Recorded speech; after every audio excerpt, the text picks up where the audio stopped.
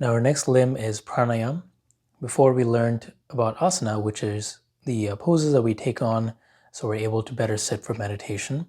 And the asanas previously we learned were aimed to soothe and calm our bodies down so we can now sit for meditation.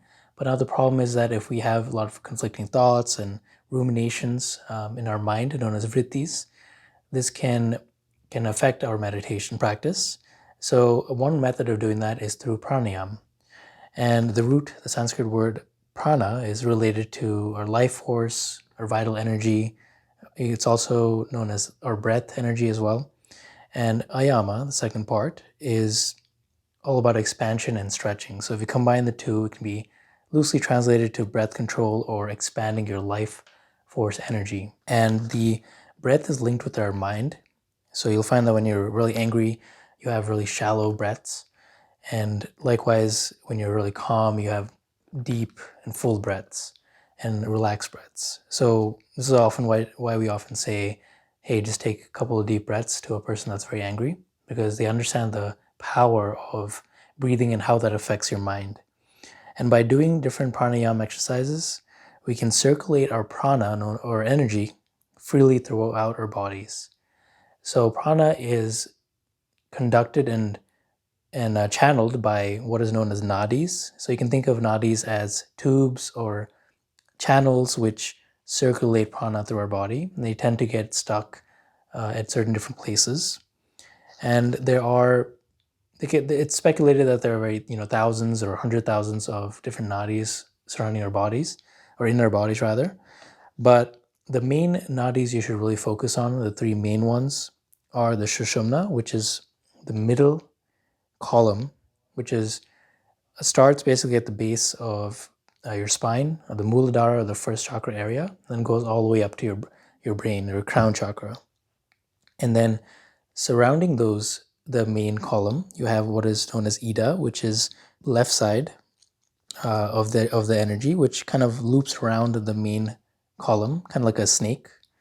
And then you also have the Pingala, which is on the other side, which is on the right side, and that also kind of intertwines the main column. So you can kind of think of it like you have a middle column, and then you have two different sides of energy, which kind of coil around like a snake. So I also think of Kundalini energy as well, like it's related to a serpent energy.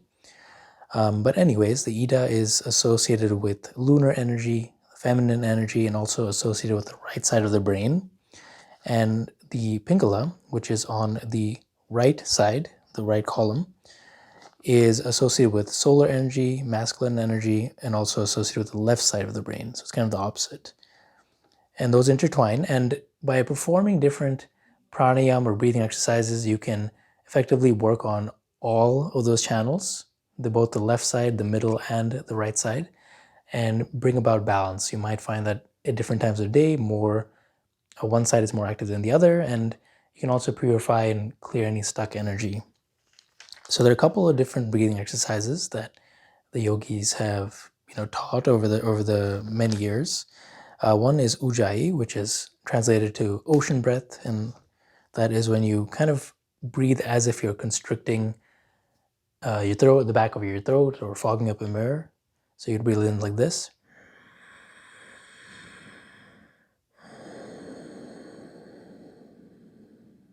So it kind of sounds like an ocean almost. And then you have Kapalabhati, which is the skull shining breath or breath of fire. And this is where you rapidly exhale. So it goes like something like this. So you notice I'm just forcefully exhaling, and that also clears up any of that stuck energy. And my personal favorite is Nadi Shodhana, or alternate nostril breathing. And this balances, like I mentioned, both the left side, the Ida, and also the right side, the Pingala. So it brings about balance in both your main nadi channels. And the way to perform that is to close one nostril, and then you breathe in through that nostril. Then you hold your breath, so you close both nostrils. You hold your breath for a bit, and then you exhale through the other nostril. And then you inhale from that same nostril, close both nostrils, and then breathe out from the other nostril. And I also have another talk on that, so you can check out my video on Nadi Shodhana, where I actually explain it more in depth. So that's my favorite because it balances it out. And you will typically notice that after performing pranayama, you feel very relaxed. It also triggers a parasympathetic nervous system. And you just feel really good and your mind isn't wandering as much as it did before. And that's the whole point, because now that you've done the yoga poses, your body is very steady. And now, since you've done pranayama, or the breathing techniques, now your mind is steady as well. And this provides a perfect opportunity for you now to begin the more inner practices of yoga.